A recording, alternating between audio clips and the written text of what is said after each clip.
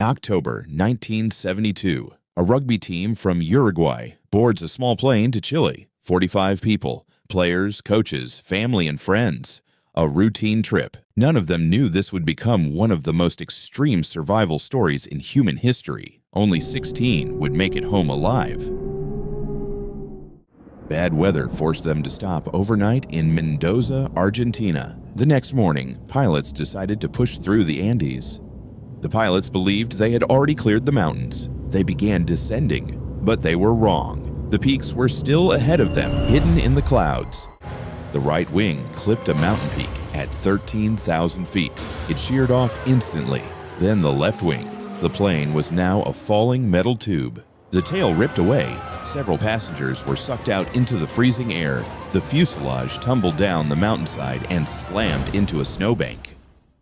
When the dust settled, 12 were dead. 33 survivors were trapped at 11,700 feet. No radio, no beacon. No one knew where they were. That first night, the temperature dropped to minus 30 degrees Fahrenheit. The survivors packed themselves inside the broken fuselage and held each other to stay alive. By morning, more had died. Injuries, internal bleeding, the cold. The survivors used seat covers and luggage to seal the gaps in the fuselage walls. Search and rescue teams were already in the air. 8 days of searching. Planes flew directly over the wreckage, but the white fuselage was invisible against the snow.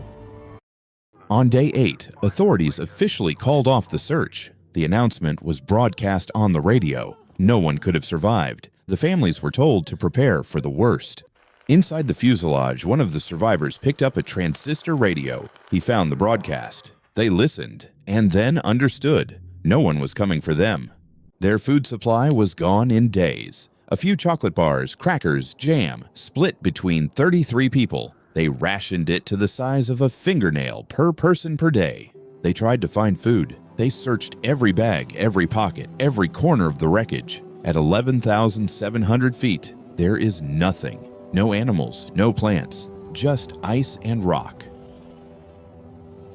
After 2 weeks, the food was completely gone. Bodies were shutting down. Survivors could barely stand. Starvation had set in. A decision could no longer be avoided.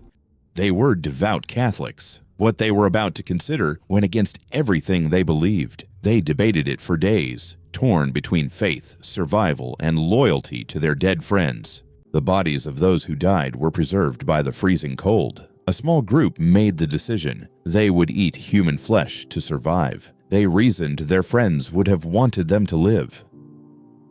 It kept them alive. No one who made this choice spoke of it without grief, but it worked. Their bodies recovered strength. They would need it because things were about to get much worse. Day 17, 11 p.m. Most were asleep inside the fuselage. Then a rumble from the mountain above, growing louder. Then a wall of snow hit them at full speed. The fuselage was buried under 10 feet of snow. Pitch black, screaming. Those not killed immediately were suffocating. They clawed through the snow with their bare hands. By the time they dug out, 8 more were dead. 27 survivors remained. They were now sealed inside a snow tomb, running out of air, surrounded by death. They dug out over the next days, built a water melting system using aluminum sheets to catch sun and melt snow. Small innovations kept them alive day by day. Weeks passed. More survivors died from infections and injuries. By December, only 16 remained alive out of the original 45. 2 months had passed since the crash. 2 survivors, Nando Parrado and Roberto Canessa, decided someone had to try to walk out for help. Every day they waited, more people died. They would go. They sewed sleeping bags out of seat insulation and waterproof covers, packed strips of frozen meat as rations. December 12th, 1972, day 61 after the crash. Parrado and Canessa said goodbye to the others and started climbing. No one knew if they'd ever be seen again.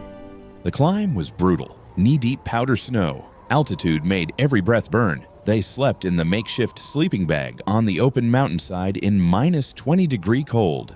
On day 3, they reached the summit, then got the worst news possible. They could see range after range of mountains ahead. Chile was still far, far away. They kept going anyway. They walked for 10 days through valleys, across icy rivers, along crumbling cliff edges. surviving on the frozen meat they carried, bodies at their absolute limit.